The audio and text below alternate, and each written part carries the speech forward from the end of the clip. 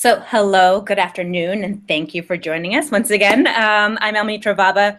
I'm Supervisor for Education and Distribution at KQED, which is public media, PBS NPR affiliate for Northern California. I'm joined this afternoon by my talented colleague and featured presenter in upcoming webinars in this series, Kristen Farr, Arts Education Manager at KQED, who will be our tech ninja and arts education specialist this half hour, responding to your comments in the the question and answer, Q&A, section of this Google Hangout. So that's going to be just below the screen that you're watching. This is the first in a three-part lunch series exploring PBS LearningMedia and the engaging arts resources available in this digital library for educators. A few notes of housekeeping before we dive in. This webinar will be recorded and posted to the blog for repeat viewing and sharing. Please come back for multiple views. Feel free to grab the recording to share with your colleagues. We'll be monitoring the chat, the question and answer section during the webinar. And that's going to be just below that feed that you're viewing in that space that's available to post questions or to add comments as we go along in this webinar. And in that way, it'll be as interactive as it possibly can be. We'll also share our contact information. An email is a great way to communicate with us post-webinar, and it's the way that Kristen has been communicating with you pre-webinar. So just a note as well that there are 2 additional webinars that will take place over the next 2 Wednesdays at the same time, noon to 12:30. So lean in and join us on a tour of the basics of PBS LearningMedia.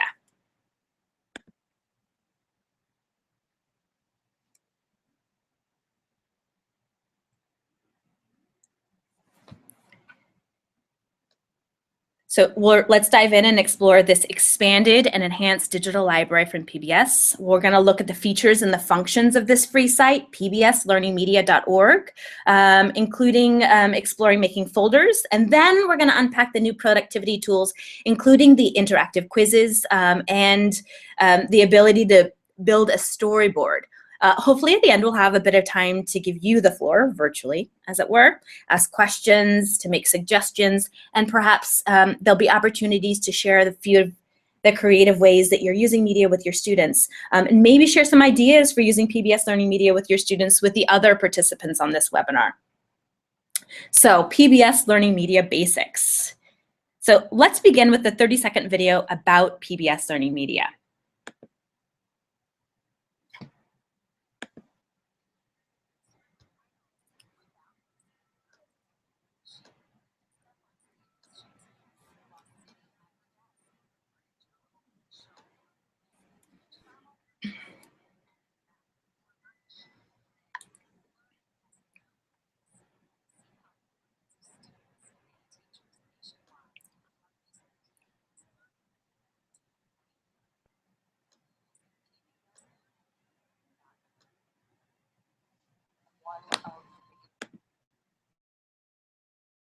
So PBS LearningMedia is a trusted source to find interactive games, lessons, images, and short digestible clips. For example, PBS LearningMedia is the place to find content from American Masters. American Masters is public television's award-winning biography series, bringing unique originality and perspective to exploring the lives and illuminating the creative journeys of our most enduring writers, musicians, visual and performing artists, dramatists, and filmmakers, and those who have left an indelible impression on our nation's cultural landscapes.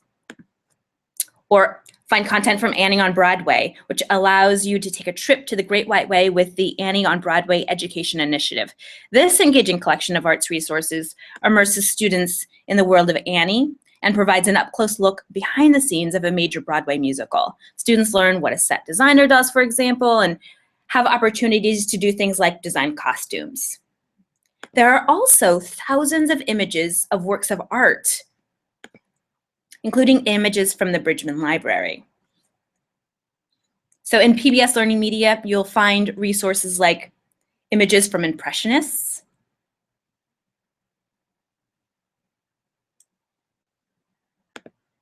find post-Impressionist artists,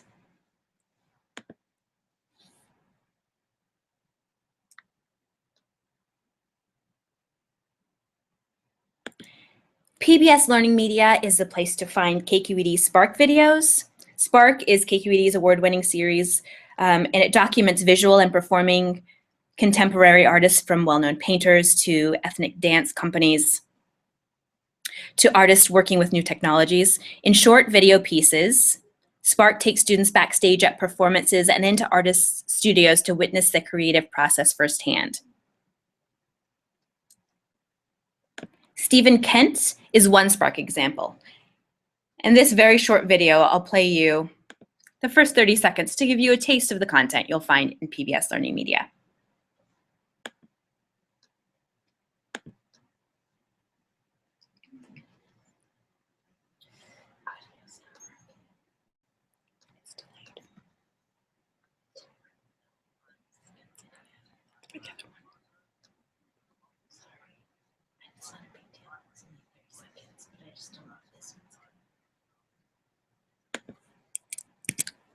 Okay, and I'm not sure if the audio is working well, so just to kind of give you a sense of the content that you'll find in Learning Media.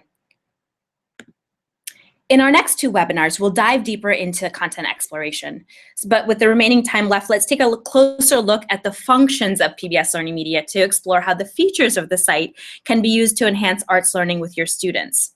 So you begin by going to pbslearningmedia.org.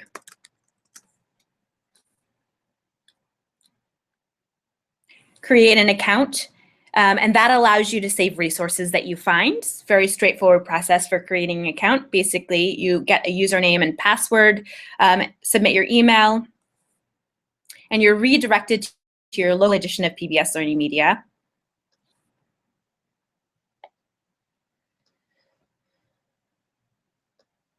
So on the site, you browse for content by grade or subject. I'll click on Arts. You can then filter an initial search by grade,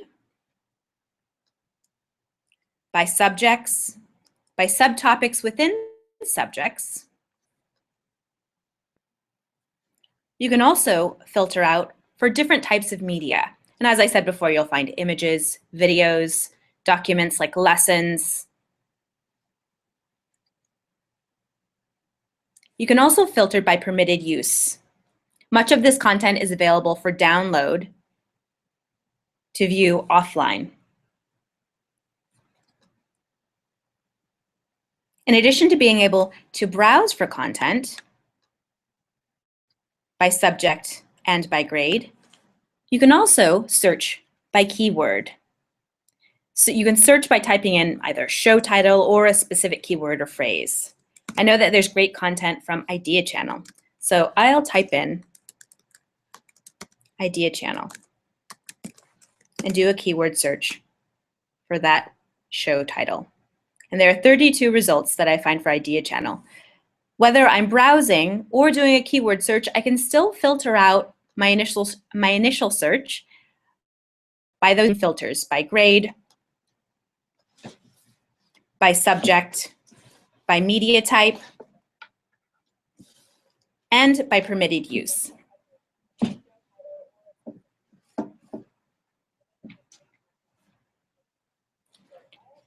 In addition to being able to use those filters, you can sort your search by alphabetical order, content, most viewed, or favorited. If I'm interested in saving any of this content that I find, I can go to the resource page by clicking in the search results. And I'm able to favorite or save content by filling in this heart. I click on the heart, and the content is favorited or saved for later use. On the resource page along with the media, you can find elementary material just below the media. You can also find educational standards. You can also see how popular it is with a number of how others have favorited, or you can see how many people have viewed. You can play the media directly from the resource page and if available, you can download it as well for later use. Over half of the content that you'll find in PBS Learning Media is available for later use. So I've favorited this resource. Everything that I favorite gets saved into my dashboard. This is a very important place for all the content that you are going to be using and saving.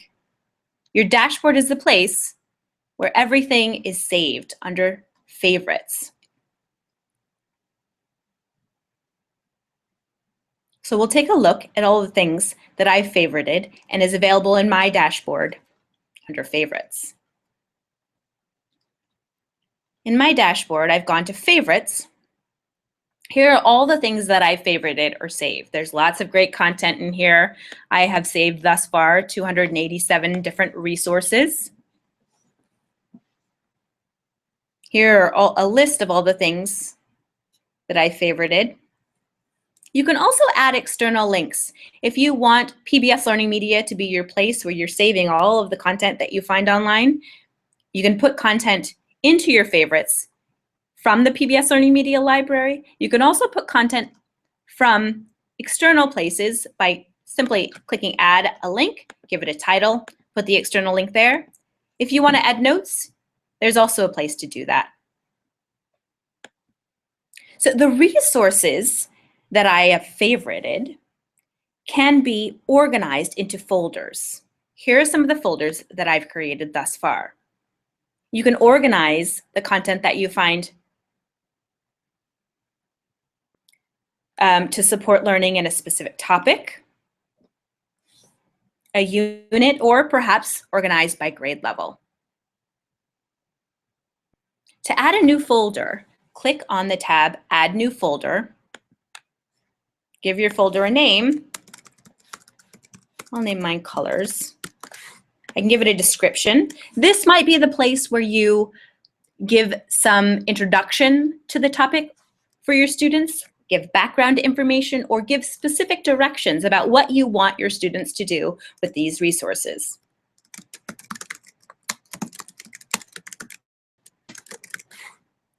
I click Save, and I have added the folder Colors. To be able to add resources to my folders and begin to organize my folders, I simply click on a resource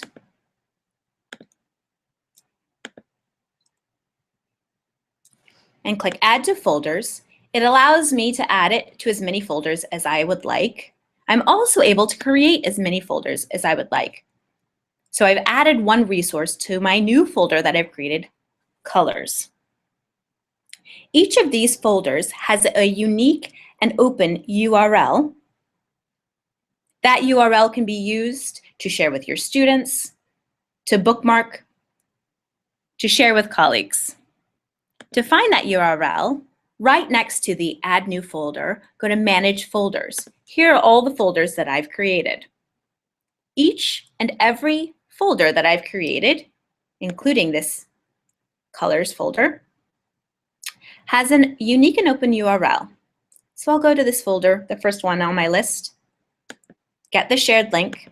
This link is a unique and open URL that I can give to my students. If I'm sharing with my colleagues, I can give them this folder. If I have a web page, this URL would be a great addition to my website to give my students additional resources that I have put into a folder.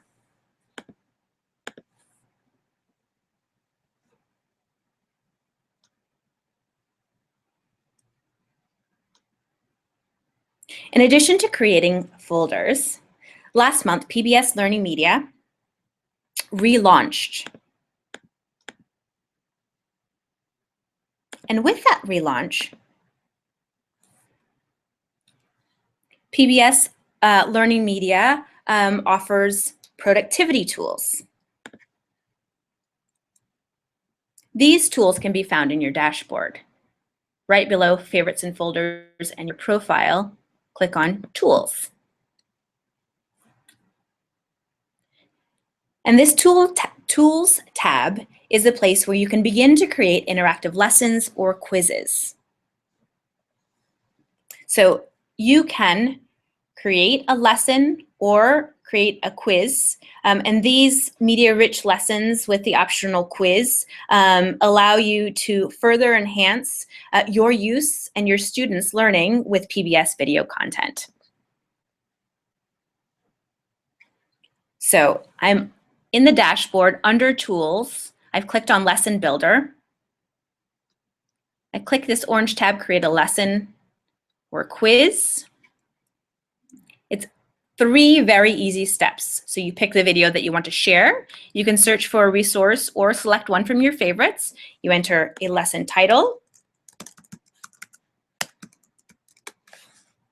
You can add instructions. You add your video. You also have the ability, in addition to adding the video, to add questions to the end of a video. You can add multiple choice questions, fill in the blank questions, short answer questions. Let's take a look at some example lessons that I've created. Going back to that initial Lesson Builder tab, we see the lessons that I've already created. I created this lesson exploring the connection between art and nature. Each lesson or quiz that I create generates an assignment URL. I give the assignment code to my students. They only need the code to type in to access the quiz that I've created. And here's a preview of the quiz. This is what your students would see with any of the quizzes that you've created. Here's the instructions that I've provided. It asks that my student enter their name,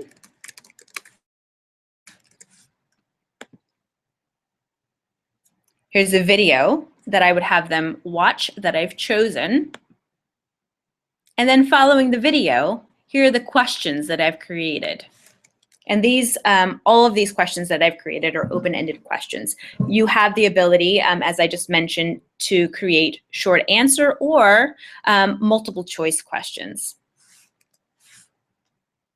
With each of the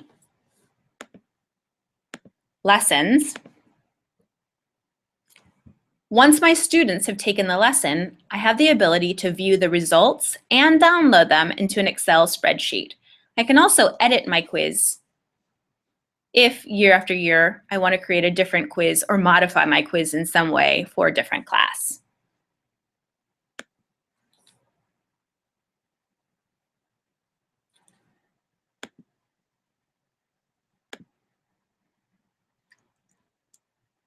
So you have the Lesson Builder and Quiz Maker.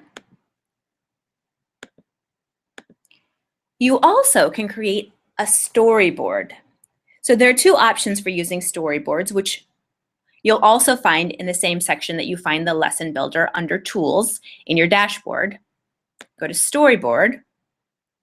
So you can create dynamic presentations by incorporating PBS videos and graphics and text. So there are 2 options for using storyboards in your classroom. You can create a class storyboard to introduce or illustrate a topic. You can also assign student storyboards and have your students create and illustrate concepts that they've learned using storyboards. And creating a class storyboard is very simple. Under the tools in Storyboard, I click Create a Class Storyboard. I give my storyboard a title. I save it, and then I have the ability to add to my storyboard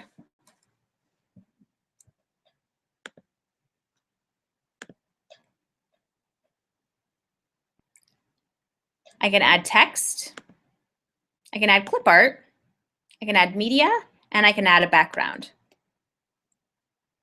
So let's click on this and we'll add media. You can search the entire site or just search your favorites. Type in animation.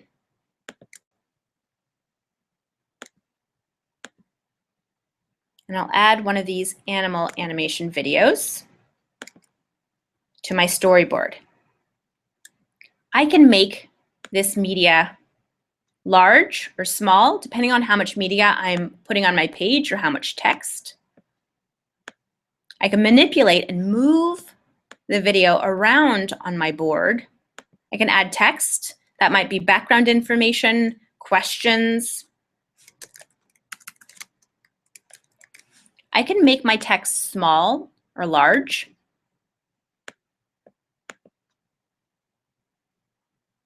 I can change the font. I can change the color. There are lots of options for creating and customizing your storyboards. I also can add clip art by clicking here.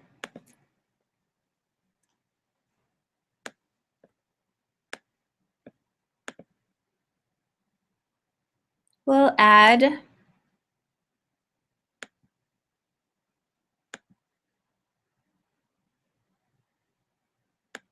this. Looks like a good image to add. And I can also manipulate this and move it around my storyboard. I can make it small or large. And I can continue to add text.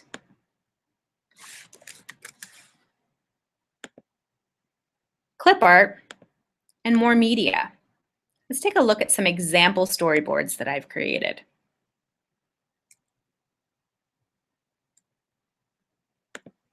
Yeah, that video wanted to show itself to you. I'm going to go back to the storyboard tab.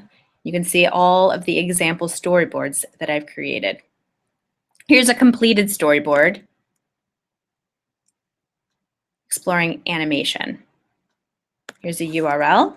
I'll grab that URL, copy it. I'll paste it. And this is what your students or anyone you give your storyboard will see using that unique URL for the storyboard. While it's loading, check to see if there's any questions or if these storyboards or interactive quizzes are generating any ideas for you. Maybe thinking about ways that your students can create or show that they've understood a concept with a storyboard.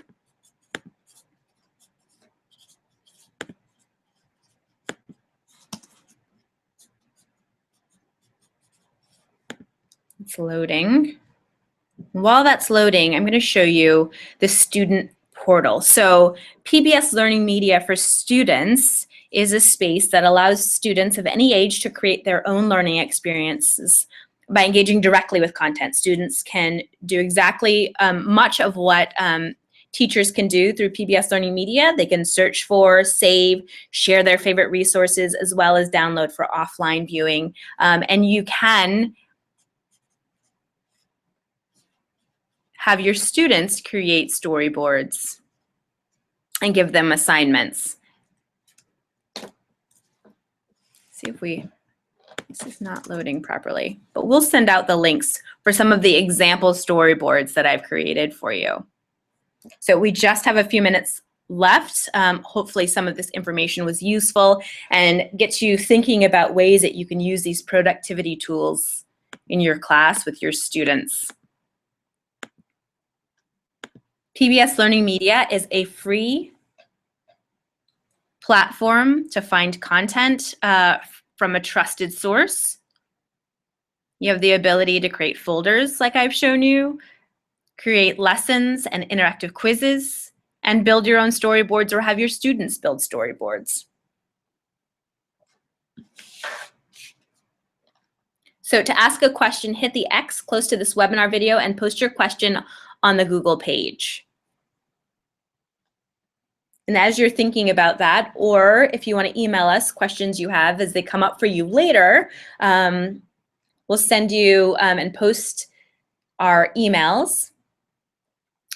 Just a reminder that next week we'll dive deeper into the content that you'll find in PBS Learning Media with Arts Education Manager and our Tech Ninja during this webinar, Kristen Farr. So that's going to be Wednesday, November 12th at noon for Visual Digital Arts and PBS Learning Media.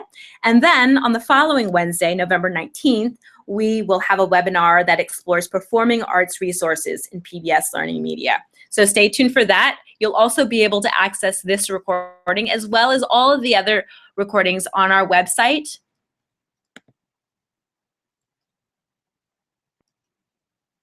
And we'll just leave this chat open for a few more minutes. Thank you so much for joining us for this lunchtime webinar exploring PBS Learning Media and the amazing arts resources that you'll find and some of the features and the functions of PBS Learning Media.